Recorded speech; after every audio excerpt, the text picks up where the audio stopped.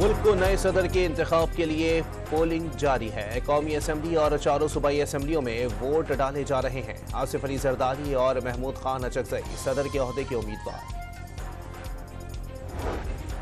P T I نے مخصوص نشستوں کے فیصلے کے بغیر صدارتی انتخاب کو متنازع قرار دے دیا۔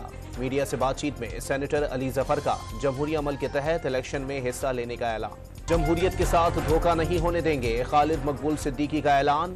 خبردار کر دیا، اگر ایم کیو ایم کے ساتھ دھوکہ ہوا تو وہ بھی تیاری کر رہے ہیں۔ اختلافات کو سیاست کا حصہ قرار دے دیا۔ صدارتی انتخاب سے پہلے حکومتی اتحادیوں کے اعزاز میں پرتکلف ناشتے کا اہتمام۔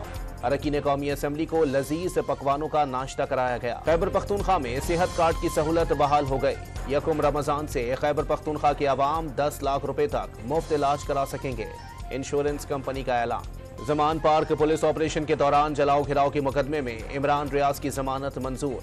لاہور کی اے ٹی سی نے 2 لاکھ روپے کی مچل کے جمع کرانے کا حکم دے دیا۔ لاہور میں شاہدرہ ٹاؤن بند روڈ کے قریب مبینہ پولیس مقابلہ، موٹر سائیکل سوار ڈاکوؤں کی فائرنگ سے 7 ڈاکو زخمی، 1 ڈکیت گرفتار، 2 فرار ہو گئے۔ غزہ پر اسرائیلی حملوں میں مزید 78 فلسطینی شہید۔ 154 روزہ بمباری میں شہداء کی تعداد 30,878 ہو گئی، 72,402 زخمی ہو چکے۔ بھارت میں کسانوں کا دہلی چلو مارچ 25ویں روز بھی جاری۔ ہریانہ پولیس کا کسانوں پر صفاقانہ تشدد، دہلی پولیس نے گرفتاریاں بھی شروع کر دی۔ اور پی ایس ایل کے سنسنی خیز مقابلے جاری۔ آج کراچی کنگز کا مقابلہ ہوم گراؤنڈ پر لاہور قلندرز سے ہوگا۔